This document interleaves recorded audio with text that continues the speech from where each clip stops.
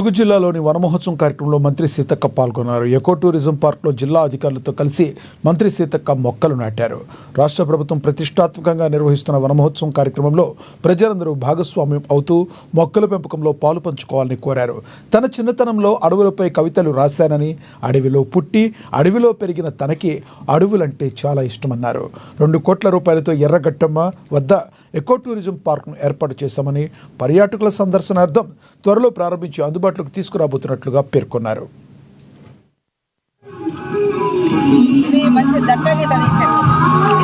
ములుగులో 2 జిమ్ములు పెట్టించినాం, కనీసం మంచిగా హెల్తీగా తయారు కావాలని. సేమ్ టైంలో ఇక్కడ ఈ పచ్చదనం చాలా ఇంపార్టెంట్.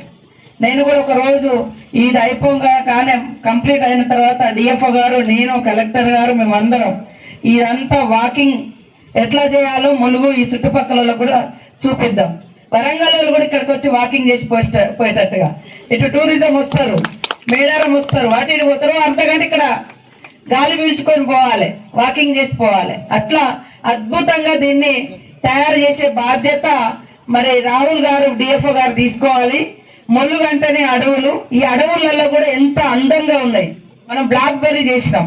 చాలా మంది అడిగారు నన్ను, పెద్ద పెద్ద మినిస్టర్స్, ఐఎఫ్ఎస్లు, ఐఏఎస్లు, అట్లాంటి పెద్ద ఆఫీసర్లు కూడా, మేడం మీ అడవిలో బ్లాక్ బెర్రీ ఉందంట, ఎట్లుంటుంది.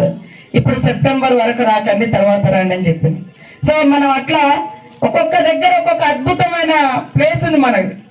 ఇక్కడ ఇంత మంచి అడవిలో ఈ బండరాళ్ళు ఉన్నాయి, కాసేపు అక్కడ కూర్చోవచ్చు. అక్కడ గుట్టలాగుంది, ఎక్కడక్కడ సహజత్వం ఉంచుకుంటూ దాన్ని ఒక వచ్చిపోయేటోళ్ళు కొద్దిగా సేద తీరేటట్టుగా, కూర్చుంటట్టుగా, కొంత ఇట్లా నీడ వచ్చేటట్టుగా, లేదా చెట్టు కింద ఆ చెట్టు ఉంది, ఆ చెట్టును చుట్టూ ఒక దూరంగా దానికి మధ్యలో నీళ్లు పోయేటట్టు ఉండాలి సార్. దగ్గర నుంచి మనం గద్దె కడతాం, గద్దె కడితే దానికి ఆ నీళ్లు పోక అది చనిపోతుంది. మీకు సైంటిఫికల్ గా తెలుసు కాబట్టి అది చూసి అట్లా కూడా దాన్ని ఒక మంచి మోడల్ గా చేసి అక్కడ వచ్చి